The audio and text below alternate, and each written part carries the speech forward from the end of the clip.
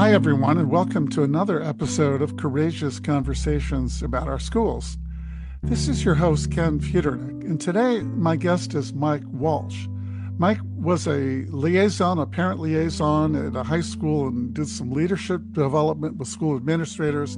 He now works for the California School Boards Association and previously served as president of that organization that represents over 1,000 school districts and about 5,000 members. Mike also has his own business called Mike Walsh Results. Mike is widely known in California education circles for his deep commitment to public service and his ability to bring people together. Whether he's facilitating a workshop with board members, teachers, or students, he approaches the work with a focus on relationships and community. Mike says his facilitation style is shaped by curiosity, humility, and a deep belief that meaningful change begins with better questions. In these divided times, that seems pretty important. Mike, welcome to the podcast. Thank you, Ken. It's a pleasure to be here. Before we jump into the work that you do that I just described, I'm really intrigued by your statement that change begins with better questions. Why do you think that's true? I would think that some would say the change begins with better solutions or better strategies, better tactics. But why do you say it begins with better questions? And can you give us an example or two? Oh, absolutely. I think oftentimes we make discoveries, right? We're trying to figure out what's the right way to do something. But if we start by leading with the definitive answer, it cuts off all thinking. Right? We've never made any discoveries in the world because we knew the actual answer. It's always been when we question the reality that we're in, that's when discoveries happen. And so I always caution people, no, don't lead with your solid evidence. Start leading with some questions that question your evidence that lead to more discoveries. Yeah. I just want to acknowledge the fact that I know personally that you are an effective community builder. And the reason I know that is I got to see you in action recently at a 3-hour workshop you conducted at a small school district that's been struggling in recent years. The school district, as you know, has been through 4 superintendents in 4 years in multiple changes in their school board. At one point, they had no school board members left, and they had to get people to stand in to do that. That's how things were. But you came in, and in fact, this was a school district not many years ago. It was the pride of the community. And things changed. Morale dropped. But the workshop that you led was for the district's teachers, the administrators, and I think there was one school board member. And the impression I got is that the workshop got people talking again, sharing stories, laughing, and talking about their aspirations for the school. You also asked a lot of questions, but can you talk a little bit about what you were trying to accomplish there and how you led the workshop and why you think it could make a difference for a school like that? Absolutely. I love this conversation, the question around this. I'd see oftentimes, I've done a lot of work in the past with different school districts and folks, and there's always a crisis in education. So I got elected officially back in 2010 as a board member myself. And what I discovered pretty quickly was every year there was another crisis we were dealing with. And what happens is there's a tendency during those crises, like the pandemic, where we get so caught up in the crisis of the moment that we forget we're surrounded by however many other people are on staff, however many other people are in my neighborhood. We forget that we're going through the crisis together, whatever it is. And so I had this interesting thing happen with one client. We were just working on focus groups with the teachers. And it was a different school than the one you're talking about, but I'll make sure I jump back to the school where I got to meet you. And what we were doing, my business partner and I were there to lead focus groups with the teachers to help the administrators develop their plan. And so we set it up, small district, maybe 50 teachers, maybe. And I mean, that's the entire staff. So we set it up where 3 teachers every 45 minutes would come through, and we'd take a few notes, and then the next 3 would come through. And what I noticed pretty quickly about the fourth set of teachers that came through, these folks were angry. And this is like we're coming back from the pandemic now, and we're sort of in school. We're sort of still hybrid. We got that weird model. We're not sure what's going on. But within the first four sets of teachers, I noticed, okay, these folks are angry. It almost came out as if I don't like any of the people that I work with here, and I don't know who half of them are. But I don't like those people. I don't know either. It was just this theme that came out. And so I looked at my partner because we were doing full day and then the next morning, and we're supposed to meet with the staff at 2:30 on the day number 2. And everybody's saying, hey, are you going to give us the results? Like, no, there's no way we can pull the results together and put a report. No, but we've got something planned for you. And I looked at my partner and said, we need to play with these folks and have a conversation. So they came into the library and we literally played. And I mean play like rock, paper, scissors, different little activities and whatever. And then I asked them a simple question. But the focus of those questions was really driven back to, why did you even get into teaching? Never mind all the chaos and the craziness. Let's refocus. What was the purpose? Why are you in the room right now? Why are you going through everything you're going through? There must be something important for you to keep showing up. And so for me, it's this conversation around what's the purpose? Why are we here? Aspirational. What are we really trying to create? Because all this stuff that we're trying to create is going to happen right along with all the crisis and the chaos. And it's really just a matter of which one do I want to focus on? Because whichever way I focus, that's what we tend to grow. And for most people, it's just that I'm caught up in both and I'm not sure how to deal with it at the same time. So with the group that I was with you, it was literally just, hey, let's get back to, never mind all the differences of opinion, how about we find the common ground? Because the more of that common ground we can find, the more growth there is in there. Because it's not filled with strife and anger and fight. It's really that moment of, oh, we are both really nice people who are trying to do our absolute best to solve some really tough problems. How do we focus together? I had somebody tell me a long time ago, if you go it alone, you can get there pretty quickly. If you go there with others, you can go a whole lot further. And that's kind of a belief for me. You know, I just want to point out something that you did that got my attention at this workshop that I mentioned earlier, you've been alluding to. You had asked a question about, I think it had something to do with what they want for the school. What would this school look like if really functioning in a great way? And they met in small groups and responded to that and said, when you're done, I want you to share out your responses. But then you did something that I thought was really genius. You said, I'm going to just walk away here. And you walked behind the monitor and sat way in the back. You could barely see you. And they got done. You said, okay, now go ahead and share out. And they were looking for you. What happened to you? And you just left them on their own. And pretty soon they realized, oh, we've got to do this ourselves. This is about us, not about Mike. We're not speaking to Mike. We've got to speak. So they looked around. There was this awkward 10 seconds of silence. And then someone said, well, I guess I'll go.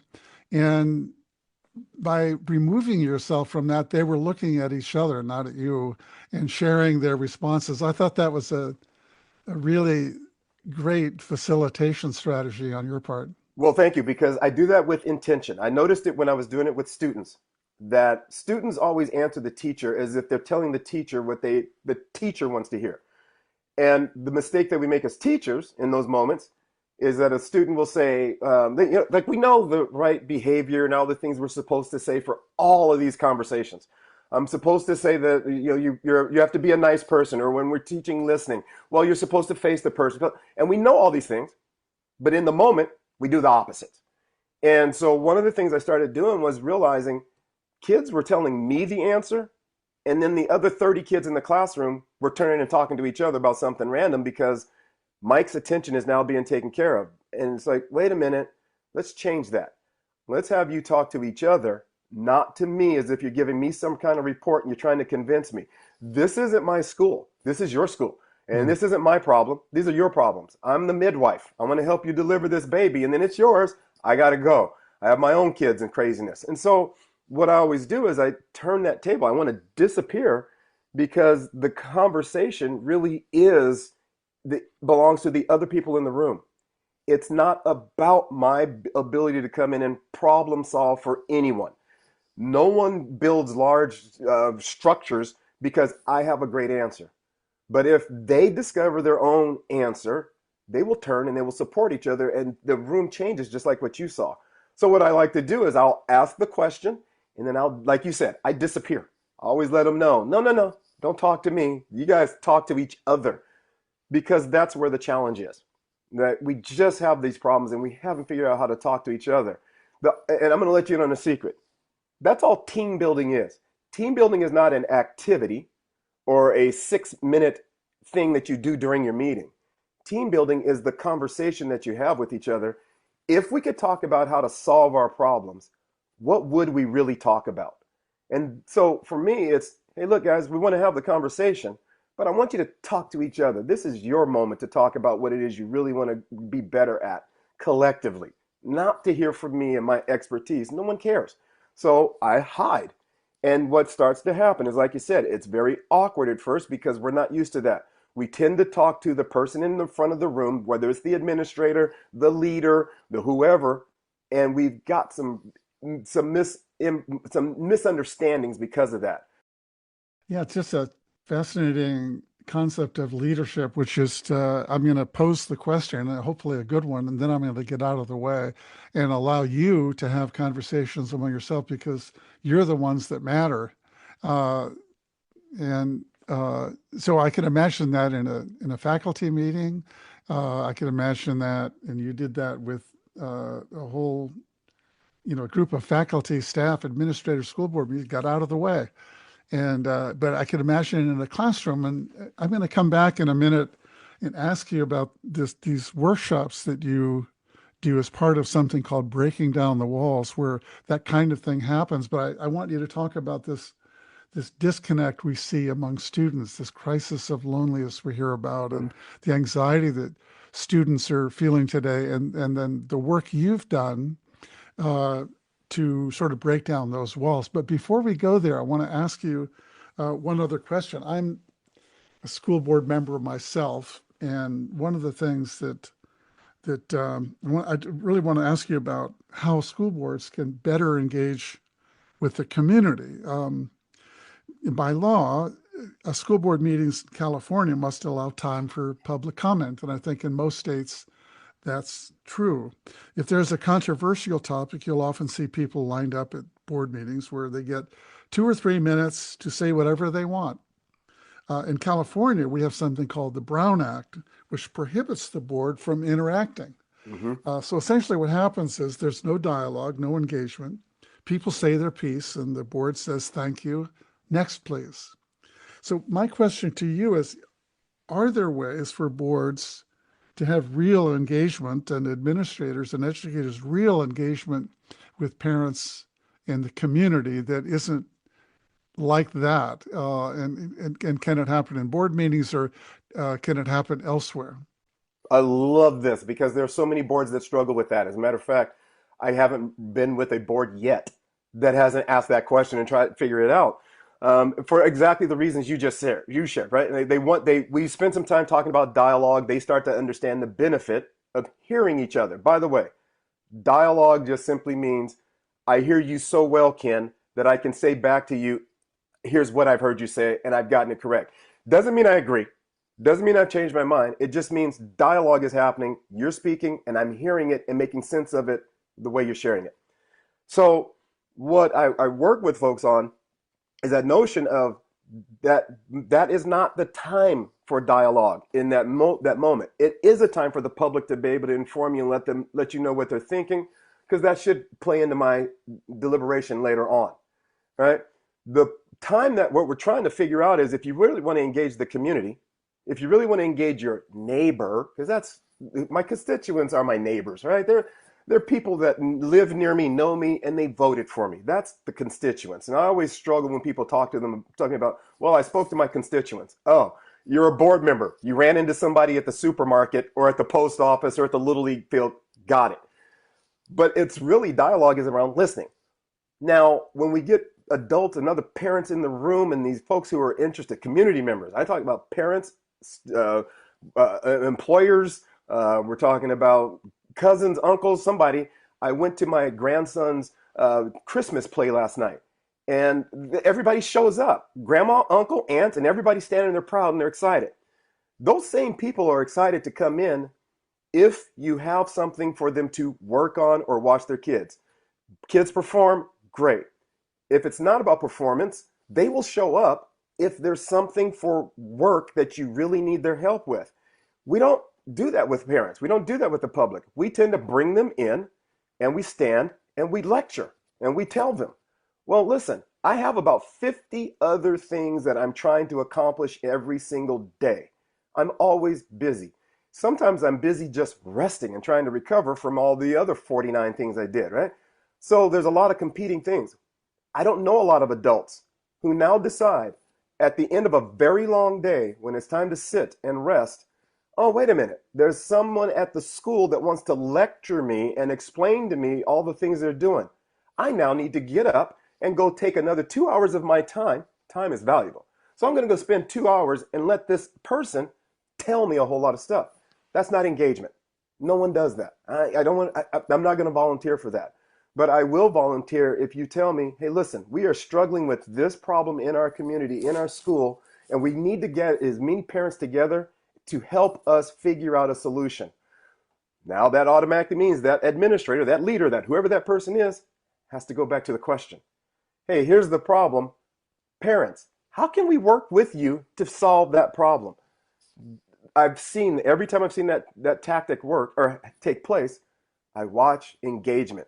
Parents are clear about what they want. Here's the same questions and answers and what we could think of and all of our ideas because we're trying to build something, and parents have a love of education for their kids. I haven't met parents yet who say, no, I don't want my child to get an education. I haven't met that person.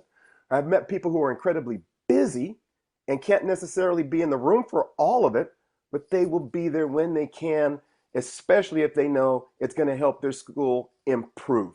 So we just have to figure out the avenue, what that looks like, and for board members to remember, you're asking a question and listening to the public as they give you that answer. Don't argue with it. Don't fight against it. Just take the time to hear it, but make sure it's relevant to solving something, and parents will show up. You'll get Yeah, engagement. you're underscoring something again that I heard from Rich Harwood, that dialogue is really important, listening and having good conversation. But he says what we sometimes miss is the real opportunity to bring people together, and that is to identify something we can work on together and start doing something, go beyond the dialogue. And, I think one of the things that a district could focus on, because every district, virtually every district in the country is facing this phenomenon of chronic absenteeism.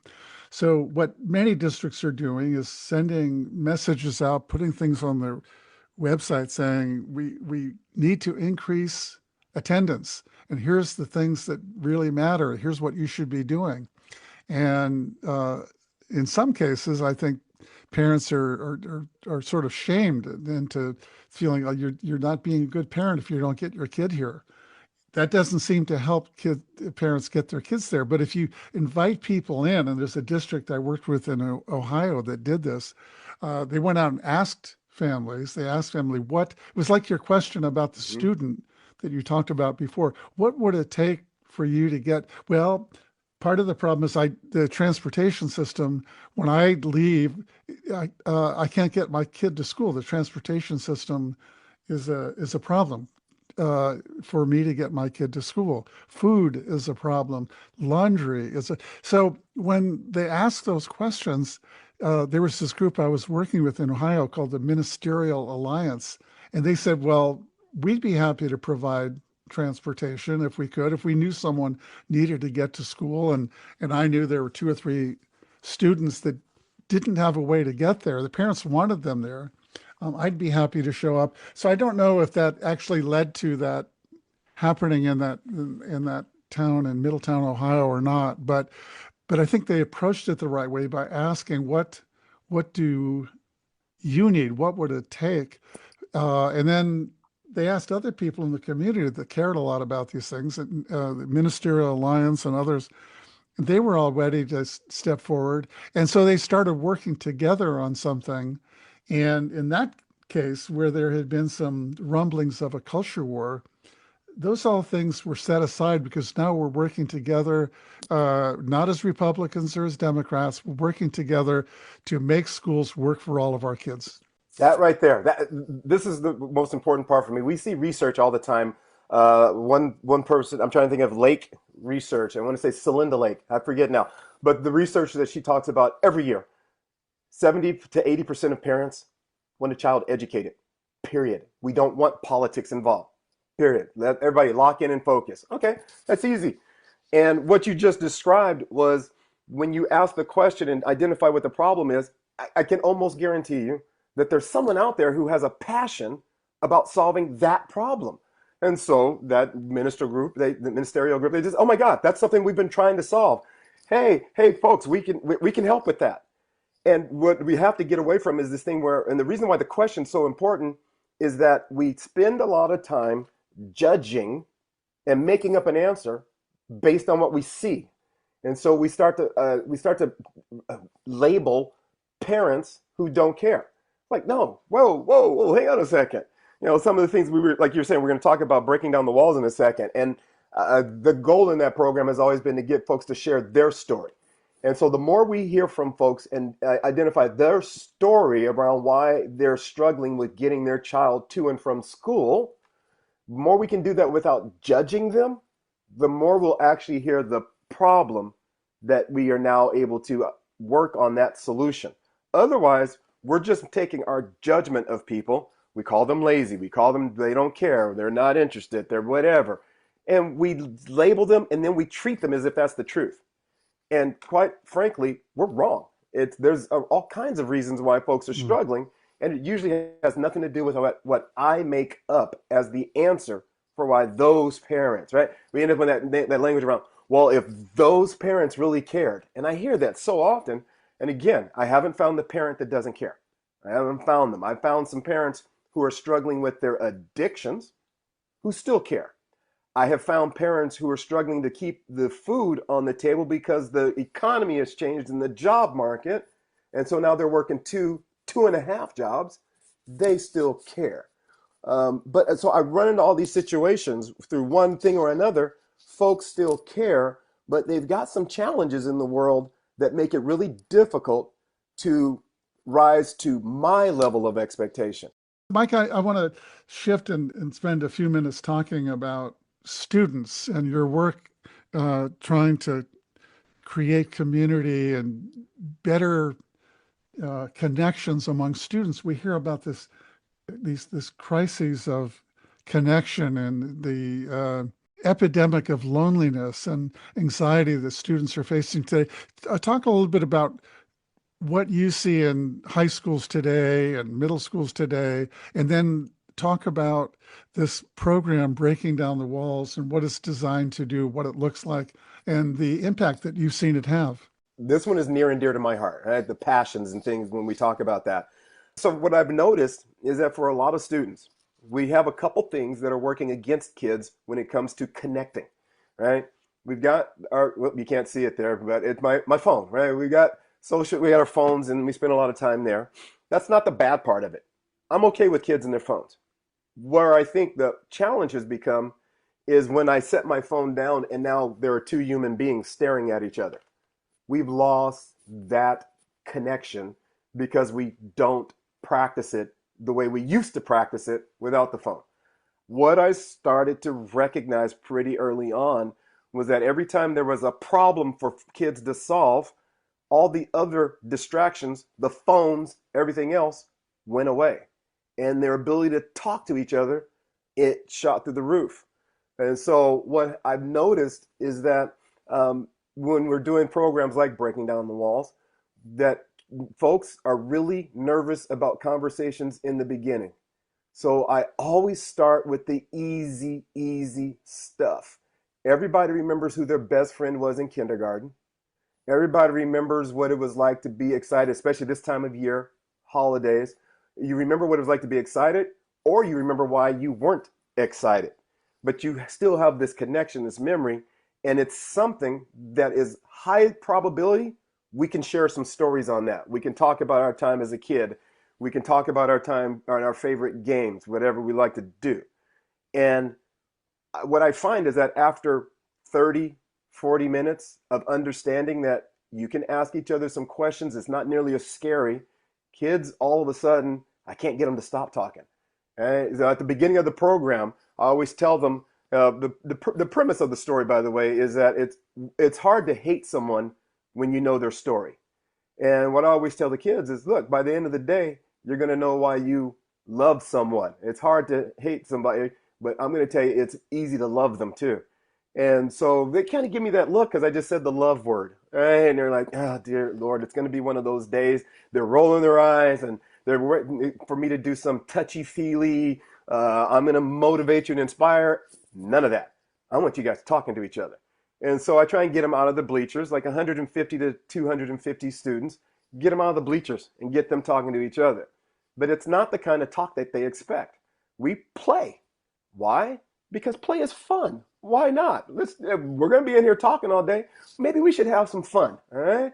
And so we just do some of those silly games. We just play. And then as you're in the middle of playing, all right, talk to each other and I will give you the subject. It's kind of like speed dating. I've never done it, but I've seen movies around how horrible it is, right? Because that's that awkward silence. So let me give you some stories, right? Like one of the simple activities I do is I say, so everybody, here's what I'm going to do. I've got Ken as my volunteer. Ken, please stand. And you'll stand up. We've got 150, 250 kids sitting on the gym, on the basketball court. And I go, Ken, you and I are going to teach everybody how to get to know each other. Because now I've done my best through a few activities and games to separate what I call bungee cord buddies. All right? Because me and my bungee cord buddy, when we get nervous around our conversation, we punch each other. Or we tell each other a stupid story. And it's a tool for deflection. Because I'm starting to feel something. All right, good. So I get you with someone you're not very familiar with, and I just say, all right, Ken, so here's where it's going to work. I'm going to tell you one thing about me, and you're going to tell me one thing about you, and then I go, you go, I go, you go, and I'll show you how it works. I live in Oroville, California, and then you would respond with whatever. And then I go to my next response is, hey, I have one younger brother, and then you tell me about your family, or you tell me about something completely different. I'll say, hey, in high school, I played football, wrestled, and ran track. Well, Ken, you might say, well, I played guitar. And we just keep going back and forth. So I just tell the kids, all right, that's it. There's not a wrong answer. Kids are used to knowing that if there's a wrong answer, don't say anything. Right answer, read it. Don't say it out loud. Yeah, you read the right answer to make sure you get it. So I try and teach them, look, all we're doing today is getting you to share whatever you're already thinking. And it's not a wrong answer. It's the right answer. It's the one I want you to share. And what happens is the first time, it's a little awkward. I watch, and kids are struggling. I only do it for 1 minute. And then I do a couple other things with it. We laugh, we giggle, and I go, all right, how many of you just survived talking to a stranger? All the hands go up. All right, we now know you're going to survive, so we're going to try it one more time. And immediately that reflex of, oh, I got to go talk to somebody I don't know. I'll die. They always have that moment. And I go, all right, so one of you whoever's having the next birthday, raise your hand. Congratulations, stand, rise, go find a new partner. They struggle, and I always have the teachers with me. Hey, if you see bungee cord buddies, move them. Right? And because it's a reflex of, I'm nervous. I'm going to go talk to someone. And you know what that nervousness is all about? Someone's going to judge me because I don't say the right thing. And again, how do we move away from judgment? So they go, and what will always seems to happen, that second time, this I go, you go, I'm no longer scared. I know what it's like. I've experienced it. Oh, so that's what it means to connect with somebody? Okay, this is easy. And they get into it, and pretty soon, I'm trying to stop them, but they're still asking, oh, no, we just need 10 seconds, 10 seconds. Oh my God, really? And kids start to lean in and they're excited. And then I'll go, hang on, I'm going to give you a bonus. Because the first time, 1 minute, it was like pulling teeth. The second time I go, I'm going to give you a bonus. Each of you now get 45 seconds to be your favorite Dr. Oprah or Dr. Phil, whoever your favorite is. And you're going to interview your partner. And you got 45 seconds to ask them all the questions that you really want to ask them. And I see kids all of a sudden who are scared to talk. They are leaning in with whatever they can use as a microphone. And they're leaning and they'll put the phone, and all of a sudden they're engaging, they're laughing, they're having a good time. And at the end of the day, because they just keep finding more and more things they have in common, keep sliding more and more into conversation, they end up having their new best friend that they never want to leave. They are just super tight. I can't get them to separate. And all of a sudden, this love thing, at the end of the day, I always ask them, how many of you remember back when this started morning, 5 hours ago, when I said you'll learn to love people? How many of you, because they spend a lot of time in a small group of about 10, how many of you love the people in your group a whole lot more than you did when you first got in the room? Every hand shoots up. And they're in the bleachers hugging on each other, and they're super tight together. And kids will stand up and say and share from their heart, and kids will lock in and pay attention. And they will applaud, and they will support.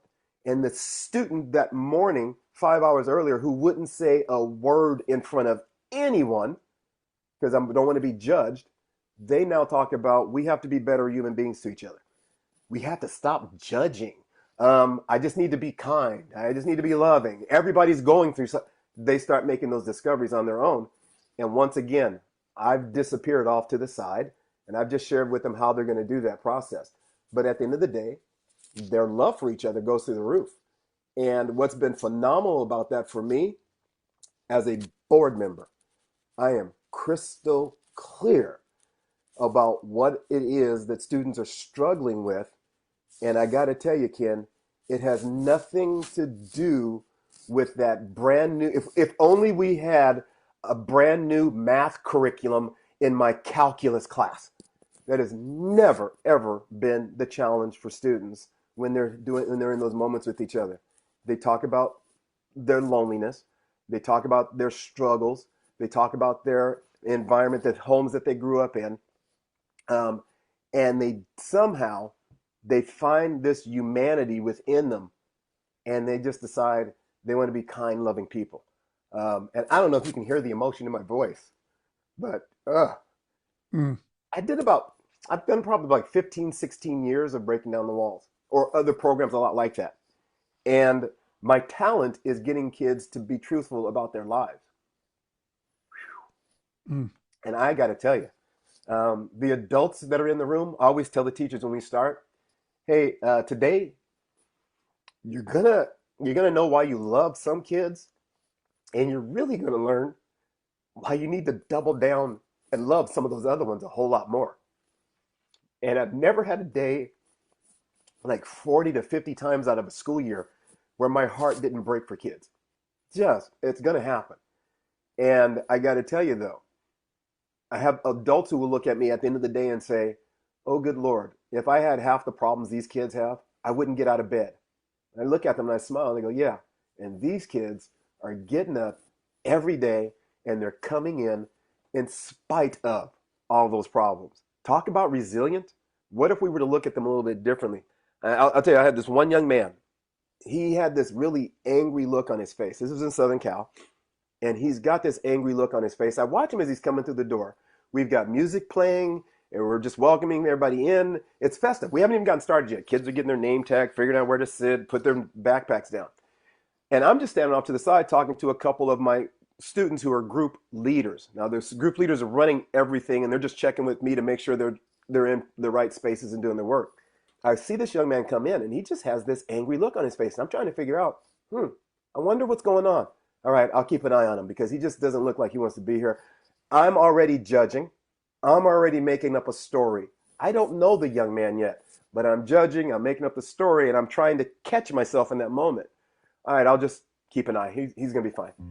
And I watch him throughout the day, and every now and then a smile starts to come across, and then that look again. So we go through the whole day. We're done, and there's a part where the day is incredibly vulnerable, and kids are sharing some things that they've never shared before. And so we wrap up the day, and I give them the expectations for here's how you explain your day. And I always say, hey, what was the purpose of the day? You don't need me to tell you. You don't need another old person telling you what you were supposed to learn today. I'm going to turn it over to you. You guys, what was it you're supposed to learn today? What did you get, and how is this supposed to make things better? And then I go sit all the way off to the side, out of the way, preparing for how we're going to finish for the last 15 minutes. And that young man was one of the people that stood up. And I looked over, and he said, I know a lot of people see this angry look on my face, and folks wonder what's going on. He says, I'll be honest with you. About a year ago, I was walking home from school with my best friend. He got shot and killed right in front of me. I haven't known what to do with my anger. And I just thought, whoa, that explains a lot. And then, Ken, what he did that I will never forget, I won't allow myself to forget it. He looked at everybody in the room and he said, if any of you ever need to talk to somebody because of what's going on in your life, if you see me walking across this campus, you pull me aside and I will sit. And I don't care what you got, what's going on. I will sit and I will cut class and I will just listen to you.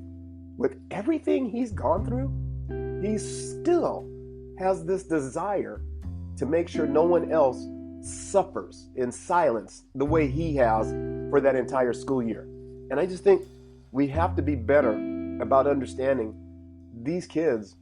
They've got stuff going on in their lives.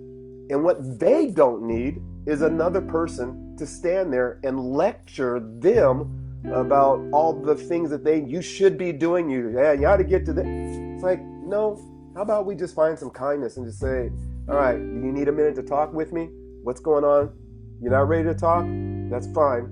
But we got to we have options for you. I either have to have you in class or you need to be here with me. We can figure those things out. But what happens is if we make that environment welcoming enough and safe enough, we won't have chronic absenteeism. Kids will just start showing up because they know this is the place that's going to meet my needs, that's going to allow me to get to someplace else. You mentioned hope earlier. And I tell people all the time, hope is a great strategy. Try teaching a kid who has no hope that what you're teaching them is going to lead to a better life. That becomes the problem. So yeah, I think hope is a strategy, and we have to figure out how do we increase that hope so that kids do want to be there and they want to be engaged because they know that that's a place that's going to be safe. It's going to be an environment for them where they can be successful and they can grow. Well, Mike, I think we're going to leave it there. We could keep talking, and I would love to, and I'm sure you and I will keep our conversation going. But I want to thank you for being a guest on Courageous Conversations and sharing your perspectives about the importance of engagement, both with adults and with younger students. For those listening, you can find this and all of our episodes of Courageous Conversations about our schools at schoolconversations.org and wherever you listen to your podcasts. So long, everyone.